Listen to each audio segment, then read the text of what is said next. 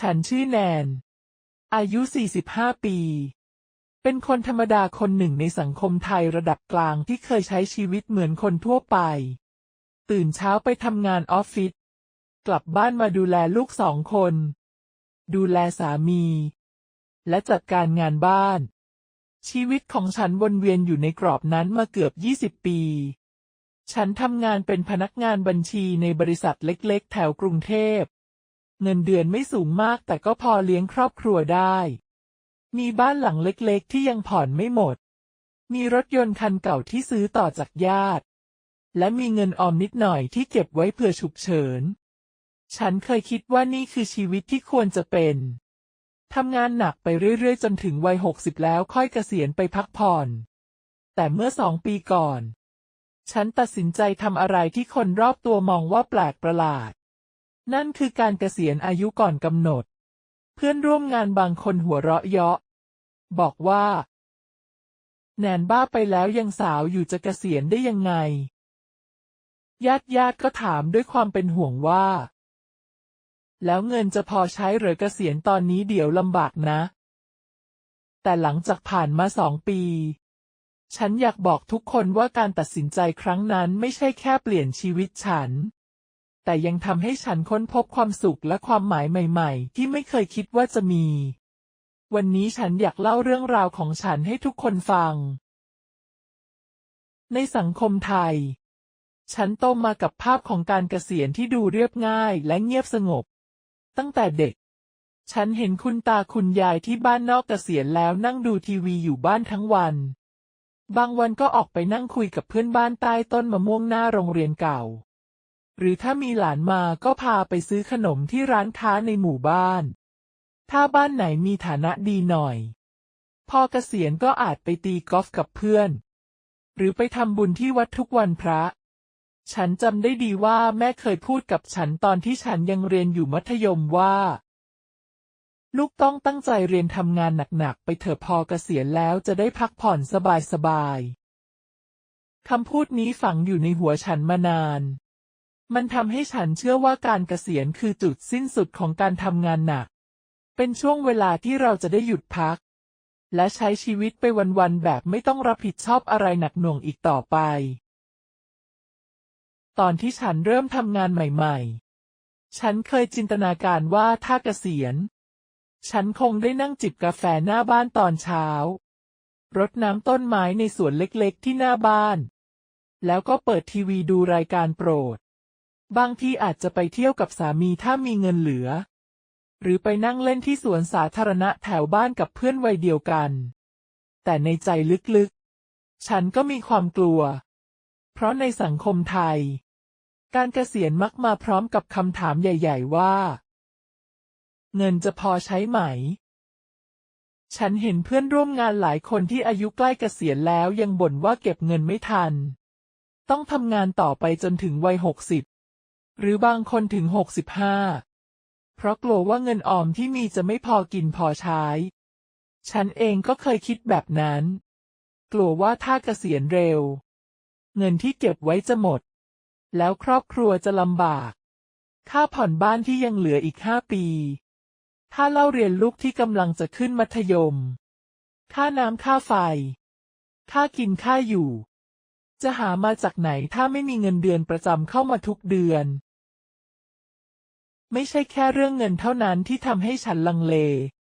สังคมรอบตัวยังมองว่าการเกษียณเร็วเป็นเรื่องแปลก ถ้าคุณยังแข็งแรงอยู่แต่เลือกหยุดทำงาน คนอื่นอาจมองว่าคุณขี้เกียจ หรือหนีความรับผิดชอบ ฉันเคยได้ยินญาติคนหนึ่งพูดถึงเพื่อนบ้านที่เกษียณตอนอายุ 50 ว่าคนนี้คงเบื่อชีวิตแล้วไม่อยากทำอะไรเลยลูกหลานก็ยังต้องเลี้ยงดูอยู่แท้ๆ คำพูดแบบนี้ทำให้ฉันรู้สึกว่าการเกษียณก่อนกำหนดไม่ใช่ทางเลือกที่คนธรรมดาอย่างฉันจะทำได้ ฉันกลัวคนอื่นจะมองว่าไร้ค่า กลัวว่าจะกลายเป็นภาระของครอบครัว ฉันเลยตั้งใจไว้ว่าจะทำงานไปจนถึงวัยที่เหมาะสม แล้วค่อยพักตามแบบที่คนส่วนใหญ่ทำ แต่แล้ววันหนึ่ง ฉันเริ่มรู้สึกเหนื่อยล้างานที่ทำอยู่เริ่มซ้ำซาก ทุกวันเหมือนเป็นการนับถอยหลังไปสู่วันหยุดสุดสัปดาห์ แต่พอถึงวันหยุด ฉันก็ยังเหนื่อยจนไม่มีแรงทำอะไร ฉันเริ่มถามตัวเองว่า ฉันต้องใช้ชีวิตแบบนี้ไปอีก15-20 ปีจริงๆเหรอ ทำไมฉันต้องรอถึงวัย60หรือ65ถึงจะได้พัก ทำไมฉันต้องยอมให้ชีวิตวนอยู่ในกรอบที่คนอื่นกำหนดไว้ให้ คำถามเหล่านี้วนอยู่ในหัวฉันหลายคืน จนฉันตัดสินใจคุยกับสามี เขานั่งฟังฉันเล่าความรู้สึกทั้งหมด แล้วพูดว่า ถ้าระวังแผนดีๆมันก็น่าจะทำได้นะเราไม่ต้องรอถึงวัย60ก็ได้ คำพูดของเขาทำให้ฉันเริ่มจริงจังกับความคิดนี้ ฉันเริ่มหาข้อมูล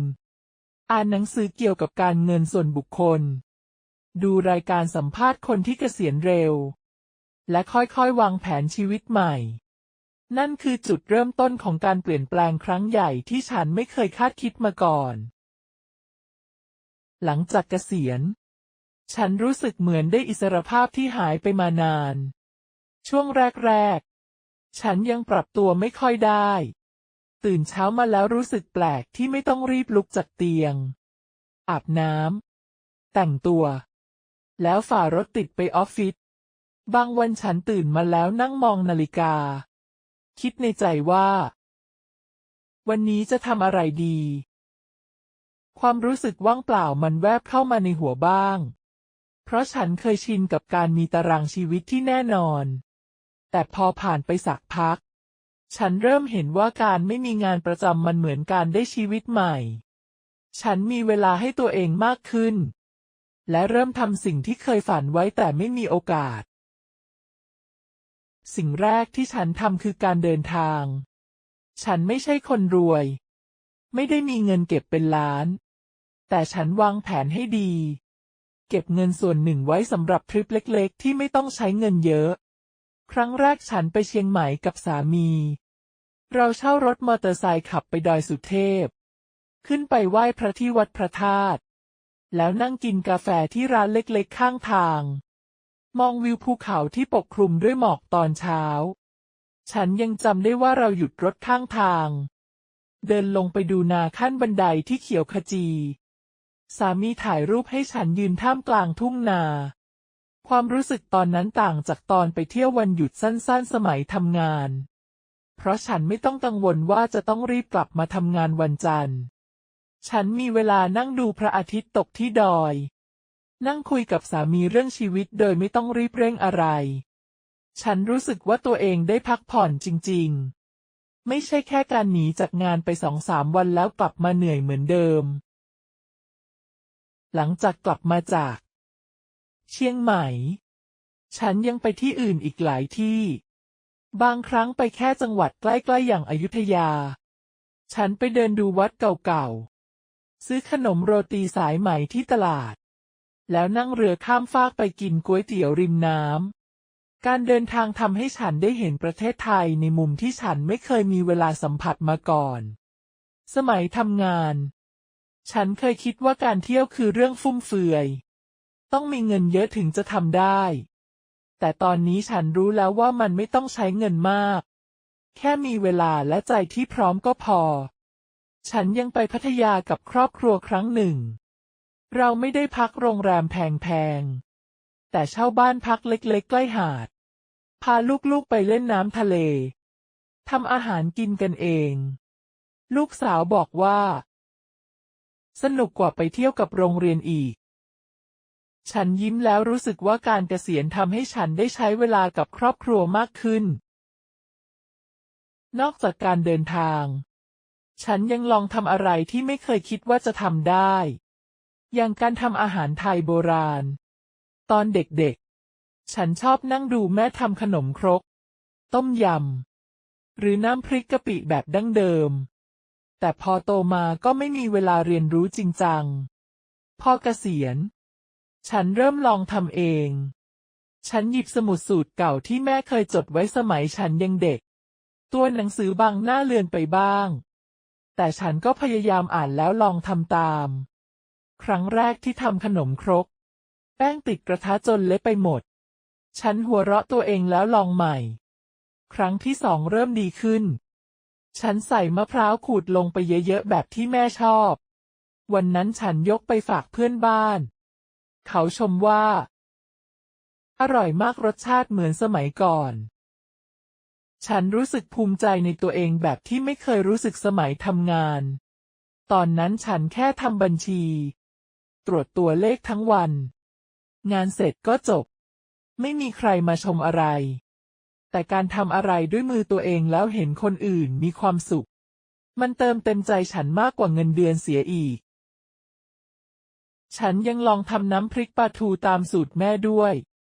ครั้งแรกเผ็ดเกินไปจนสามีกินแล้วไอ แต่เขาก็หัวเราะแล้วบอกว่า ฝึกไปเดี๋ยวก็ดีเอง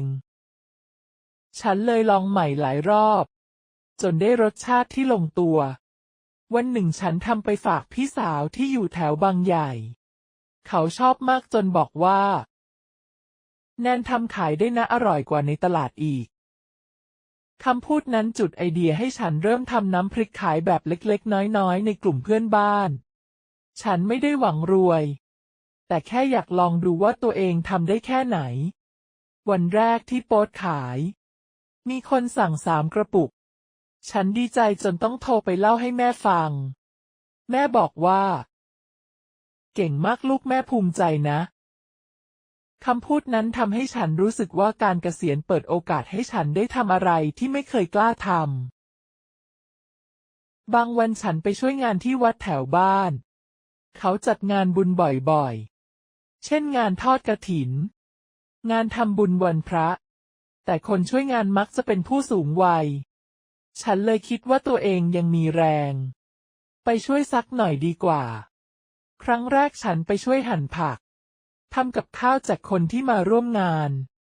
ฉันรู้สึกเขินๆเพราะไม่รู้จักใครเลย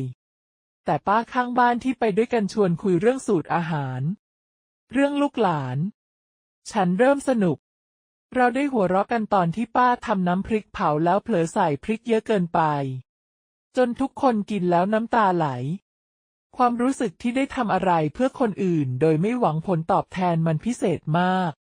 ฉันเริ่มไปช่วยบ่อยขึ้น บางครั้งพาลูกไปด้วย เขาได้ช่วยยกของทำความสะอาดโต๊ะ ฉันเห็นเขายิ้มเวลาคนในวัดชมว่า เด็กดีจัง มันทำให้ฉันรู้สึกว่าการเกษียณไม่ใช่แค่เรื่องของตัวเอง แต่เป็นโอกาสที่ฉันได้พาครอบครัวมาทำอะไรดีๆร่วมกัน เพื่อนคนหนึ่งเคยถามฉันว่า ไม่เบื่อหรือไม่มีงานทำ ฉันยิ้มแล้วตอบว่า ไม่เลยเพราะชีวิตตอนนี้มันเหมือนได้ผจญภัยทุกวัน ฉันเริ่มตื่นเต้นกับการตื่นเช้ามาโดยไม่รู้ว่าวันนี้จะเจออะไรบ้าง บางวันอาจจะไปตลาดซื้อของมาทำอาหารใหม่ๆ บางวันอาจจะชวนสามีไปปั่นจักรยานรอบหมู่บ้าน หรือบางวันอาจจะแค่นั่งดูฝนตกหน้าบ้านพร้อมชาร้อนสักแก้ว แต่ทุกอย่างมันมีความหมาย เพราะฉันเลือกเอง การผจญภัยครั้งใหม่นี้ไม่ใช่แค่การออกไปทำอะไรข้างนอก แต่เป็นการค้นหาความสุขในสิ่งเล็กๆที่ฉันไม่เคยมีเวลามองเห็นมาก่อน ฉันเริ่มรู้สึกว่าชีวิตไม่ได้มีแค่การทำงานเพื่อเงิน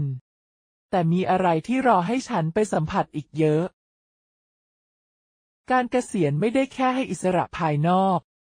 แต่ยังเปลี่ยนอะไรในตัวฉันลึกๆด้วย สมัยทำงานชีวิตฉันวนอยู่กับความเร่งรีบ ตื่นเช้ามาก็ต้องรีบเตรียมตัวไปทำงานฝ่ารถติดบนถนนพระราม 4 ไปถึงออฟฟิศก็เจองานกองโต กลับบ้านมาก็เหนื่อยจนไม่มีแรงทำอะไร วันหยุดก็ต้องเคลียร์งานบ้าน ซักผ้า ล้างจาน หรือพาลูกไปเรียนพิเศษ ฉันแทบไม่มีเวลานั่งนิ่งๆเพื่อถามตัวเองว่า ฉันอยากใช้ชีวิตแบบไหนกันแน่ บางคืนฉันนอนไม่หลับเพราะเครียดเรื่องงาน ลูกค้าโทรตามบัญชีที่ยังไม่เสร็จ เจ้านายเร่งให้ส่งรายงาน ฉันรู้สึกเหมือนเป็นหุ่นยนต์ที่ถูกตั้งโปรแกรมไว้ให้ทำงานไปวันๆ โดยไม่มีเวลาหยุดพัก แต่พอเกษียณ ฉันมีเวลานั่งทบทวนตัวเองจริงๆ ฉันเริ่มฝึกสมาธิตอนเช้า ตอนแรกแค่5 นาที เพราะฉันไม่เคยทำมาก่อน ใจมันลอยไปคิดเรื่องอื่นตลอด บางทีคิดถึงงานเก่า บางทีคิดถึงลูก แต่ฉันไม่ยอมแพ้ ค่อยๆฝึกไปเรื่อยๆ จนตอนนี้ทำได้ 20-30 นาทีต่อวัน ฉันนั่งขัดสมาธิหน้าพระพุทธรูปที่บ้าน หายใจเข้าออกช้าๆ รู้สึกว่าจิตใจสงบขึ้นเยอะ ความเครียดที่เคยสะสมจากการทำงานเริ่มหายไป ฉันเริ่มเข้าใจตัวเองมากขึ้น ว่าอะไรที่ทำให้ฉันมีความสุขจริงๆ และอะไรที่ฉันเคยทำแค่เพราะต้องทำ เช่นการทำงานล่วงเวลาทั้งที่เหนื่อย หรือการซื้อของแพงๆเพื่อให้ดูดีในสายตาคนอื่น การฝึกสมาธิทำให้ฉันรู้สึกเหมือนได้รีเซ็ตตัวเองใหม่ ฉันยังเริ่มอ่านหนังสือที่อยากอ่านมานาน สมัยทำงาน ฉันซื้อหนังสือมาเก็บไว้เต็มชั้นที่บ้าน มีทั้งหนังสือเกี่ยวกับการเงิน หนังสือพัฒนาตัวเอง และนิยายที่เพื่อนแนะนำ แต่ไม่เคยได้แตะเลย พอเกษียณ ฉันหยิบเล่มที่เกี่ยวกับการใช้ชีวิตอย่างมีสติมาอ่าน ฉันชอบคำพูดหนึ่งที่บอกว่า ความสุขไม่ได้อยู่ที่ปลายทางแต่อยู่ในทุกย่างก้าวที่เราเดิน มันทำให้ฉันฉุกคิดว่าที่ผ่านมา ฉันวิ่งตามเป้าหมายตลอดเวลา ทำงานเพื่อเงิน เก็บเงินเพื่ออนาคต แต่ลืมใช้ชีวิตในปัจจุบัน พออ่านจบ ฉันเริ่มเอามาปรับใช้ เช่นตอนกินข้าว ฉันจะค่อยๆเคี้ยวแล้วลองรับรู้รสชาติจริงๆ ไม่ใช่กินแบบรีบๆเหมือนสมัยทำงาน หรือตอนเดินไปตลาด ฉันจะมองต้นไม้ข้างทาง ฟังเสียงนก ฟังเสียงแม่ค้าตะโกนเรียกลูกค้า มันอาจฟังดูเล็กน้อย แต่สิ่งเหล่านี้ทำให้ฉันรู้สึกมีชีวิตชีวามากขึ้น ฉันยังลองเรียนรู้ทักษะใหม่ๆ เพื่อนคนหนึ่งชวนไปเวิร์กช็อปทำเครื่องปั้นดินเผาที่ชุมชนแถวบ้าน ฉันไม่เคยคิดว่าตัวเองจะทำได้ เพราะสมัยเด็กๆ ฉันเคยลองเย็บผ้าแล้วทำพังจนเข็ด แต่ครั้งนี้ฉันอยากลองดู พอได้นั่งปั้นดินฉันรู้สึกสนุกมาก มือที่เคยจับแต่ปากกากับเครื่องคิดเลข ตอนนี้ได้สัมผัสดินเหนียวที่นุ่มและเย็น ผลงานชิ้นแรกของฉันเป็นถ้วยเล็กๆที่ดูบูดเบี้ยว ไม่กลมเหมือนของเพื่อน แต่ฉันภูมิใจมาก ฉันเอากลับมาวางไว้ที่บ้าน เป็นเครื่องเตือนใจว่าฉันยังเติบโตได้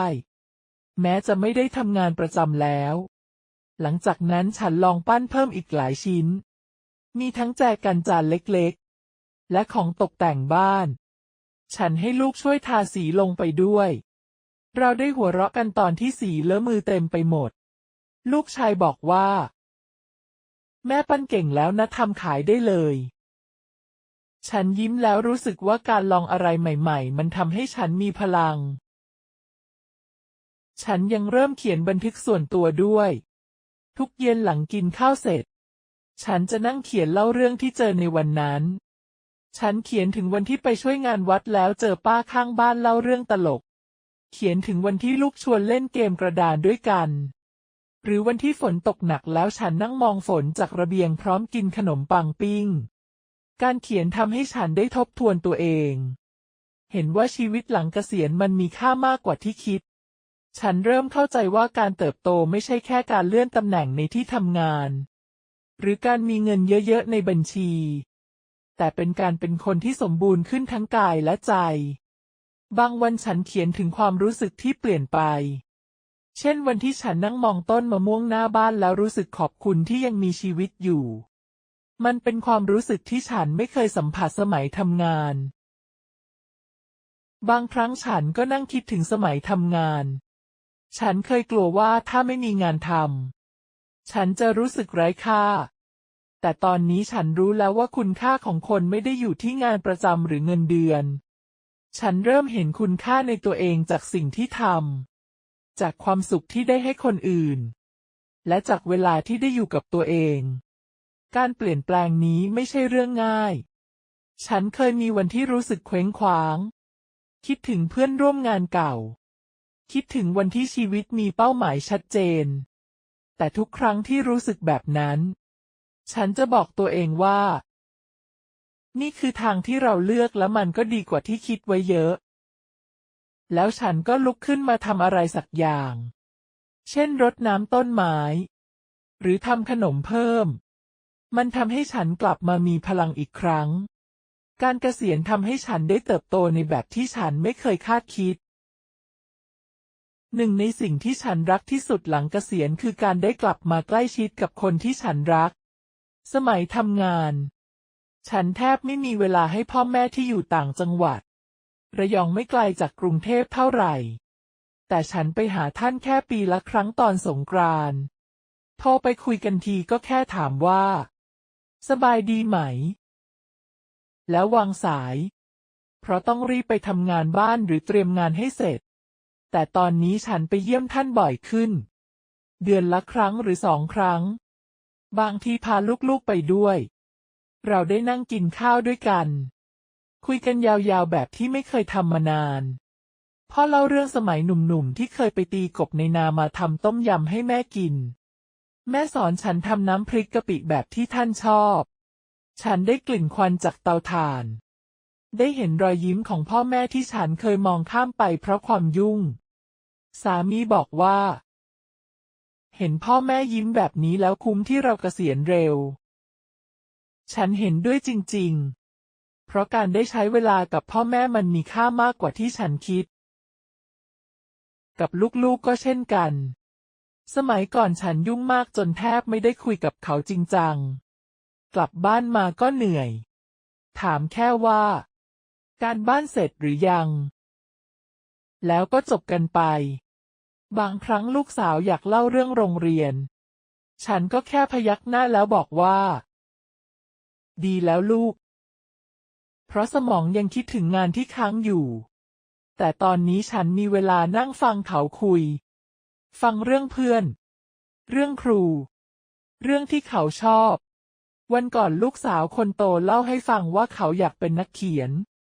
ฉันเลยชวนเขานั่งเขียนเรื่องสั้นด้วยกันเราแต่งเรื่องผีแบบขำๆเกี่ยวกับผีโรงเรียนที่ชอบกินข้าวเหนียวมะม่วงแล้วหัวเราะกันจนน้ำตาไหลลูกชายคนเล็กก็เข้ามาร่วมวงเขาขอเป็นคนวาดรูปประกอบให้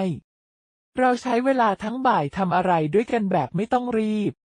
ความสัมพันธ์ของเราใกล้ชิดกันมากขึ้นเขาเริ่มกล้าคุยกับฉันแบบเพื่อนไม่ใช่แค่แม่ที่คอยสั่งลูกชายบอกว่า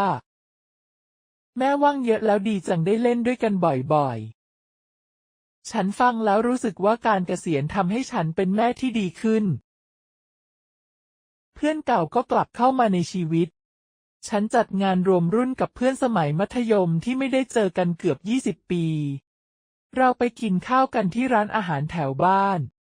มีโต๊ะยาวที่ทุกคนนั่งล้อมวงกันได้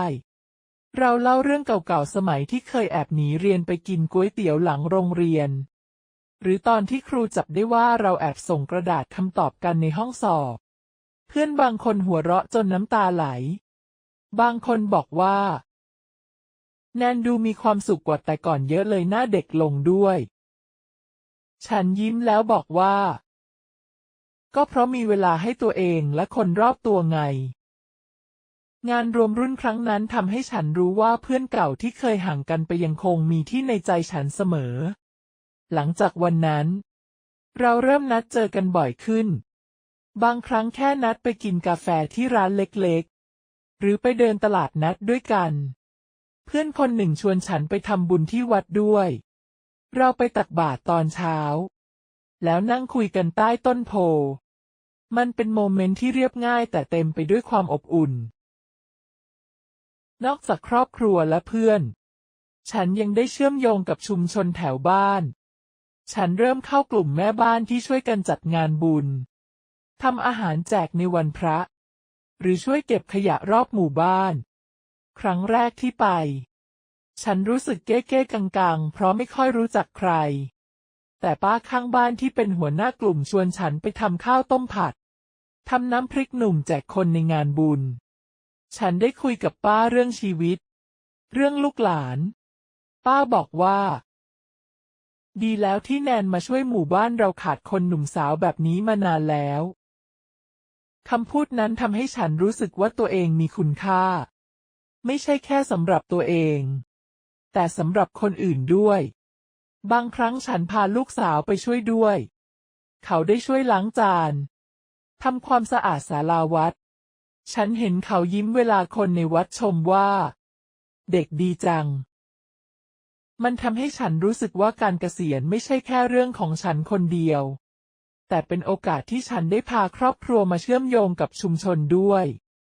วันหนึ่งป้าชวนฉันไปช่วยทำขนมจีนน้ำยาจากงานบุญ เราได้หัวเราะกันตอนที่น้ำยาเผ็ดเกินไป แต่ทุกคนก็กินหมด ฉันยังเริ่มสนใจสิ่งรอบตัวมากขึ้น สมัยทำงาน ฉันแทบไม่เคยมองอะไรนอกจากถนนกับหน้าจอคอมพิวเตอร์ แต่ตอนนี้ฉันสังเกตเห็นต้นไม้ที่ขึ้นข้างบ้าน ดอกมะลิที่บานตอนเช้า หรือแม้แต่เสียงนกที่ร้องตอนตี 5 วันหนึ่งฉันนั่งมองท้องฟ้าจากระเบียง เห็นเมฆลอยช้าๆ แล้วรู้สึกสงบอย่างบอกไม่ถูก ฉันเริ่มปลูกดอกไม้ในกระถางเล็กๆ อย่างดอกบานชื่นและดาวเรือง ทุกเช้าฉันจะรดน้ำแล้วยิ้มเวลาดอกมันบาน ลูกชายบอกว่า แม่กลายเป็นคนชอบธรรมชาติไปแล้ว ฉันหัวเราะแล้วบอกว่า ก็เพราะมีเวลาดูอะไรรอบตัวไง การเกษียณทำให้ฉันรู้สึกว่าโลกใบนี้กว้างขึ้น ไม่ใช่แค่บ้านกับออฟฟิศที่ฉันเคยวนเวียนอยู่ ฉันเริ่มเห็นคุณค่าในสิ่งเล็กๆที่เคยมองข้าม และรู้สึกขอบคุณที่ได้มีเวลาสัมผัสสิ่งเหล่านี้ การเกษียณทำให้ฉันได้เชื่อมโยงกับตัวเองและคนรอบตัวอีกครั้ง ฉันเริ่มเข้าใจว่าความสุขไม่ได้อยู่ที่เงินหรือตำแหน่งงาน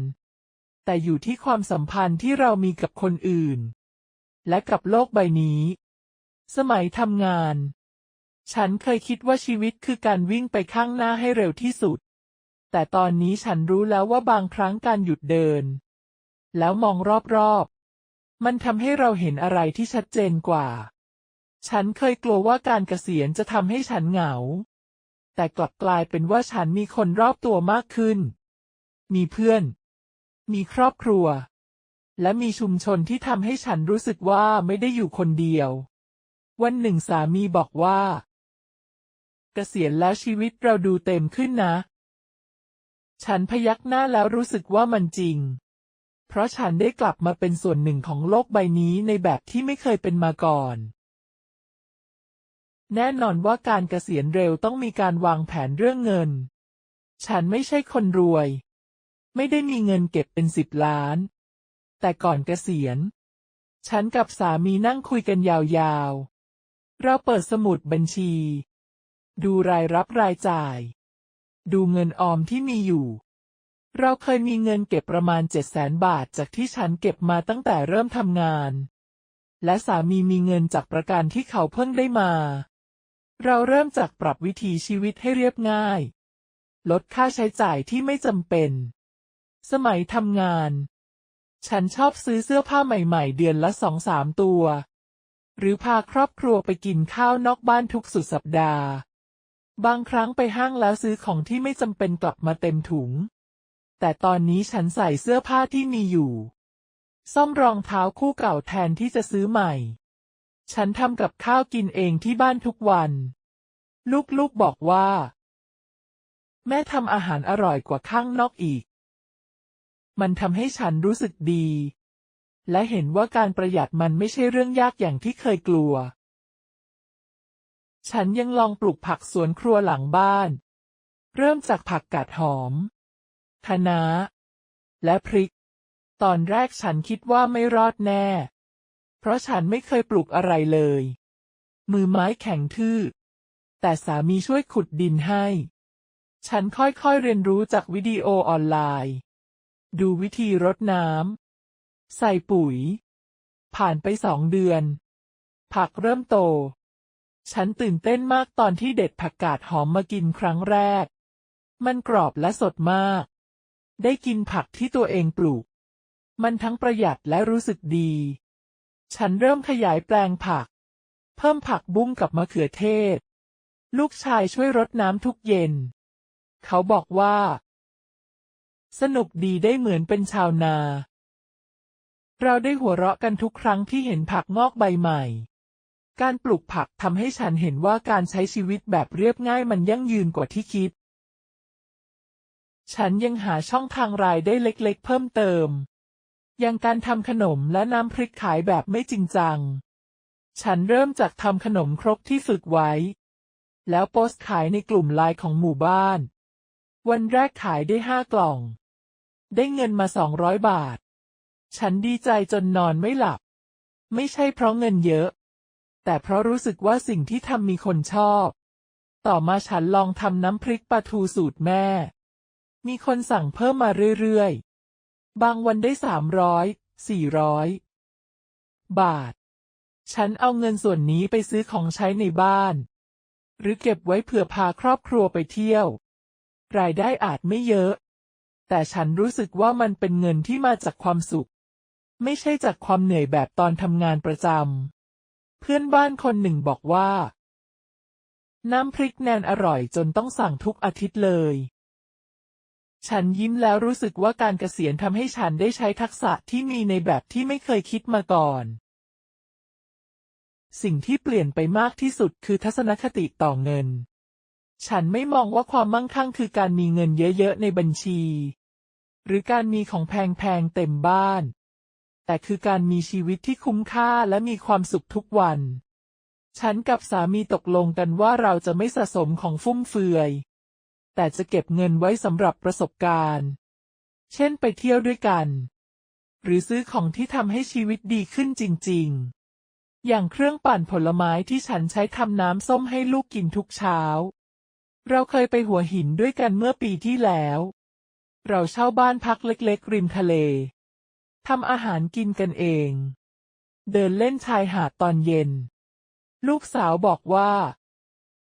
หนูชอบแบบนี้มากกว่าไปโรงแรมแพงๆอีก มันเป็นทริปที่ใช้เงินไม่เยอะ แต่ความทรงจำที่ได้มามันมีค่ามาก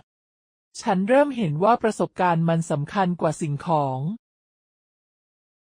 บางคนอาจคิดว่าการเกษียณเร็วคือความเสี่ยง ฉันเองก็เคยกลัวเหมือนกัน กลัวเงินจะหมด กลัวลูกจะไม่มีอนาคต แต่พอได้ลองจริงๆ ฉันพบว่ามันไม่น่ากลัวอย่างที่คิด ถ้าวางแผนดีๆ ชีวิตหลังเกษียณกลับเต็มไปด้วยความสุขที่เงินซื้อไม่ได้ ฉันอาจไม่มีเงินเดือนประจำ แต่ฉันมีเวลา มีครอบครัวที่ใกล้ชิดกันมากขึ้น และมีโอกาสได้ใช้ชีวิตในแบบที่ฉันเลือก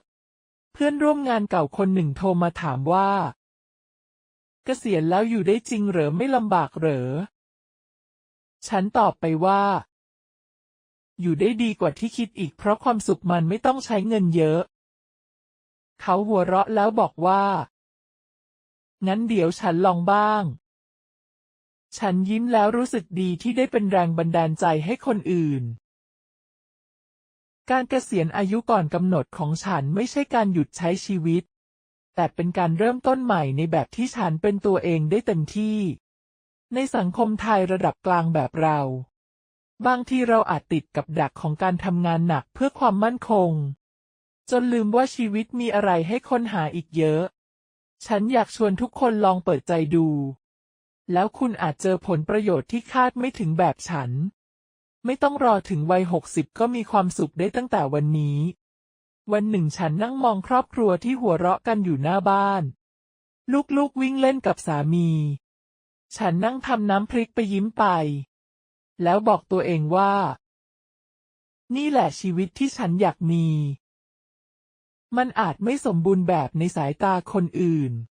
แต่สำหรับฉันมันคือความสมบูรณ์ที่ฉันเลือกเอง